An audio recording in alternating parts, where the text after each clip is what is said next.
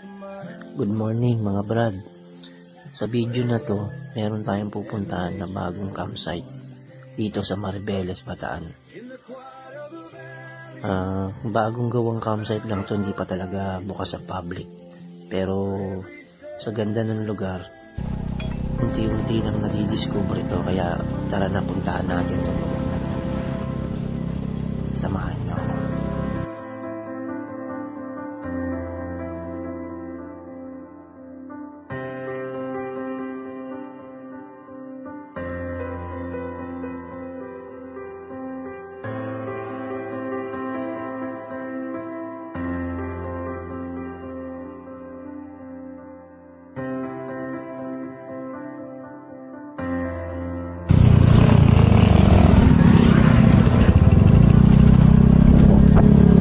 Kailangan bago kayo pumunta rito, full tank na kayo o kaya marami kayong gas. Kasi wala nang mapaggagasan dito. Pagpasok mo dito sa lugar dito, yun na yung huling gas station. Kaya kailangan prepared kayo sa gasolina nyo. Tingnan nyo yung maganda naman yung gandaan.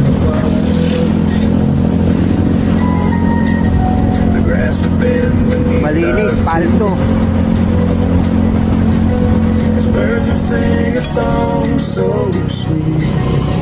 Ngayon, pupunta kayo sa direction dito sa kaliwa, papuntang Porto na yan. Dito yung daan papuntang sa resort na pupuntahan natin, papalayo. Mamaya may makikita kayong pataas.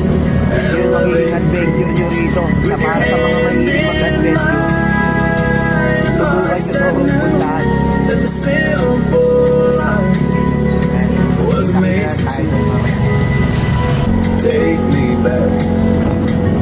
Yung mga pala kakalimutan magdala ng jacket dahil malamig dito sa lugar na to.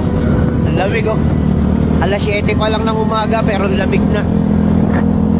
Tignan nyo naman yung daan na yan no. Smooth na smooth.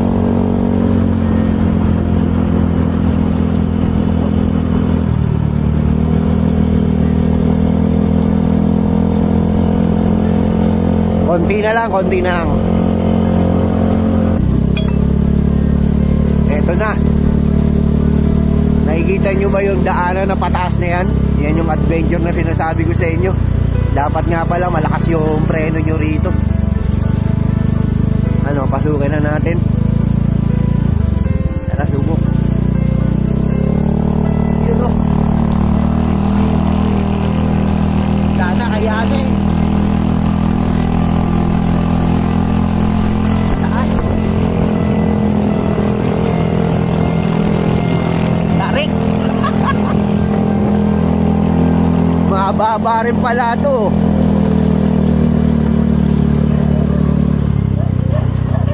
Aso, puta. May mga ngagat. At rough road.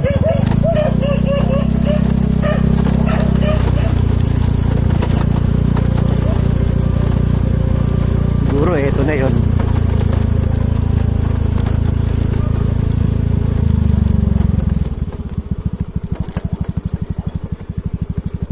Rancho Carmelo.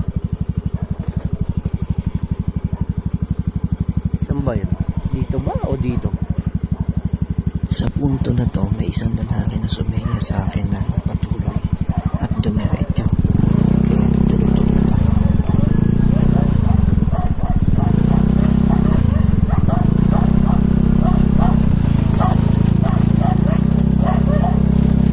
Nahabol tayo.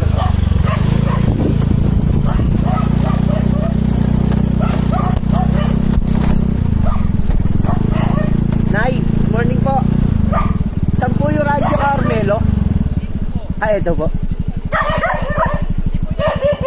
Mag-inquire po sana.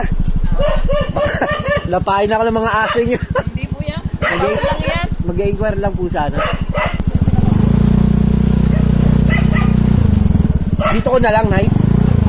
Pwede naman dito. Yung motor? Opo. Pwede palang dalhin yung motor doon, oh. Daanan naman. Aso nakaka-distract lang yung ano, mga aso. Lalo pag nakasingle. Opo.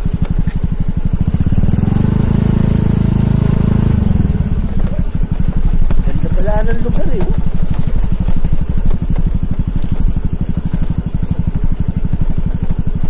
Meron silang function hall, oh.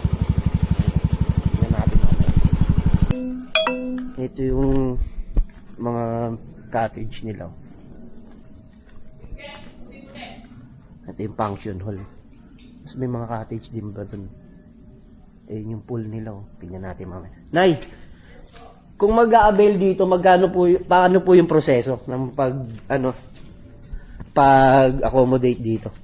Sa accommodation niya po, ano po, yung entrance po namin 100 100.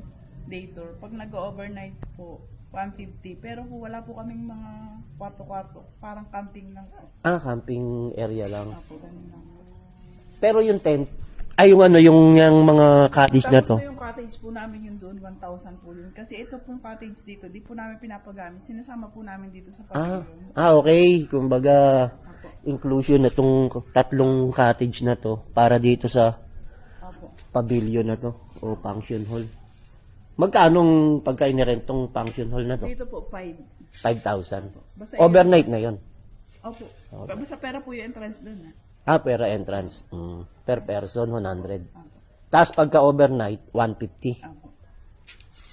Yan, ganun lang po yung ano pa namin kasi hindi pa naman po talaga develop eh. Oo nga eh. Kailan ba nagsimula to? Kailan kayo nag-open? Hindi pa po kami totaling nag-o-opening eh. Kasi nga po nung nagpa-blessing po kami nung natapos ng nakaraang December. Siyempre marami po kaming naging bisita. Sila po yung mga nagpo-post tapos may nag-walk-in. Oo. Okay. Tapos minsan magta-text, ate hingin ko po yung number niyo. Ganun lang po. Wala Ganun pa po talaga naman sa simula eh. Mm. Yung mga nagandahan sa lugar, yun ang magpapakalat. No? Opo. Di ba, okay lang na ko, dibutin ko. Puntaan natin. Ito yung kabuuan. Hindi pa pala sila fully developed at hindi pa talaga totally open sa public talaga. Pero may nang mga nagwo-walk-in na at pinapayagan na nila na